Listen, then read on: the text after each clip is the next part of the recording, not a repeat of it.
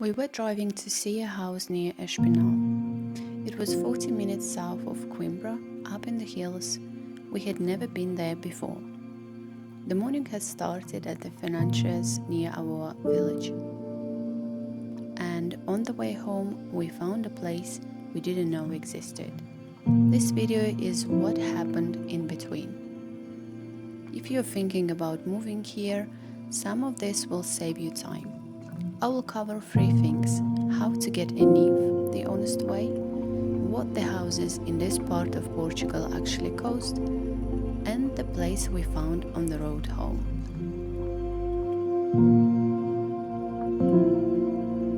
A NIF is a Portuguese tax number. It's 9 digits. You can't open a bank account without one. You can't sign a rental contract, buy a SIM card, or pay for anything above a small amount in a shop. It's the first piece of paper you need. If you are an EU citizen and you are in Portugal, walk into any financiers. Bring your passport, bring your proof of address. It can still be from your country of origin. Take a ticket and wait. They give you the number on a piece of paper on the same day, free of charge. I did mine 6 months ago.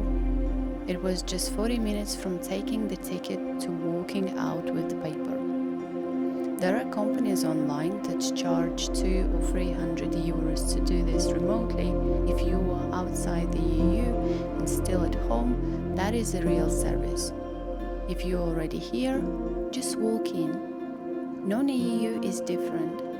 The rules on fiscal representatives here have changed in the last 2 years. Check the current position before you rely on what I just said.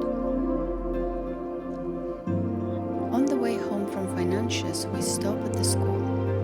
Our daughter starts here in September. We were dropping off one more form and she wanted to see it again. She stood at the gate for a minute, looking through the bars. If you want the full story of how the school and nursery enrollment work and what documents you need, comment the school below, and I will make you a full video about it.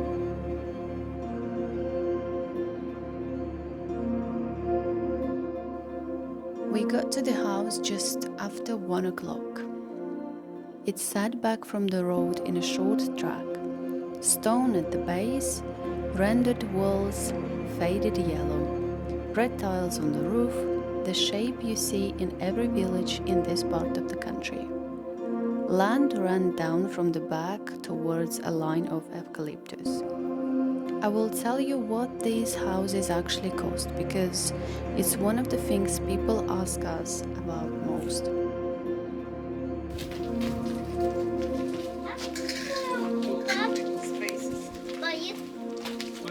There's electricity and main water. Prices in the Coimbra district right now. A small ruin, full renovation needed, starts around 20 to 35,000 euros. A house like the one we are standing in, with the new roof, mains, water, electricity and some habitable rooms, some work still to do, sits between 80 to 100,000. A fully renovated village house you can move in into the day of the deed, usually between 180 to 300,000.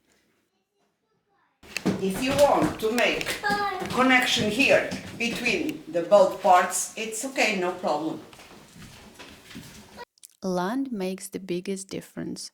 If you want to grow food, keep animals or build anything else on the plot, the land matters more than the walls. We spent about half an hour inside. The rooms were smaller than the photos had suggested. The bedroom were finished but very plain. The bathroom needed work. It was a decent house, the bones were good, someone had already put a real money into the roof and the wiring, the part of the renovation that cost the most and takes the longest. But the land at the back was smaller than the listing has shown and the house didn't meet our criteria. On the way back to the car, I walked into eucalyptus grove for a couple of minutes. The oil comes off the leaves in the heat, and you can smell it from the road. Inside the grove, the smell is even thicker. I stood there and took a few slow breaths, the way you do when the air is doing something for you.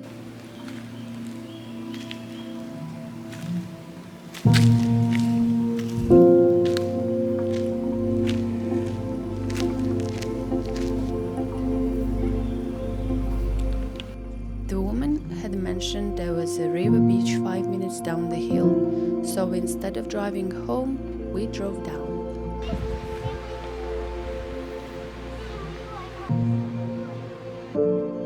It is called Praia Fluvial de Louçainha, in the Serra do Espinhal, about 5 minutes down the hill from where we had been.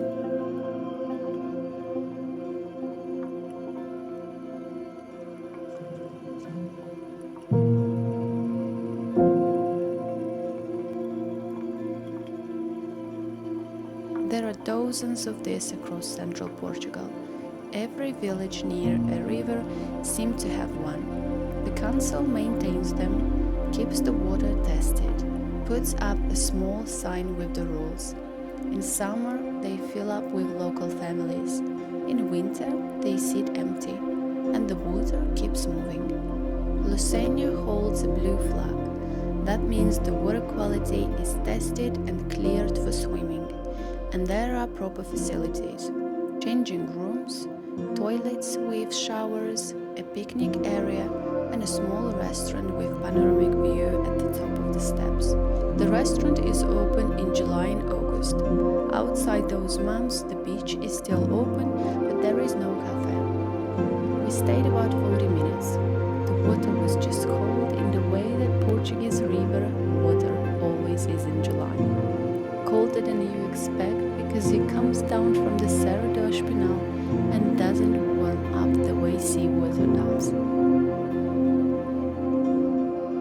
If you're trying to work out what to do here in summer, I think the simplest answer is find your nearest Praia Fluvial, go early, bring your own lunch and stay until the light goes.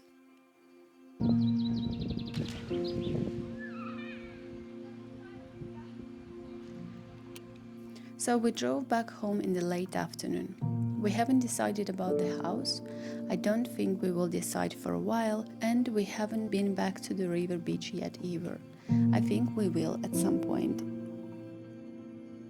Next week, I want to walk you through the Coimbra town. I want to show you what is the town like, who is it for, the market, and how to buy local food. If that sounds interesting and useful to you, stay with us. I think you'll find something here. See you then.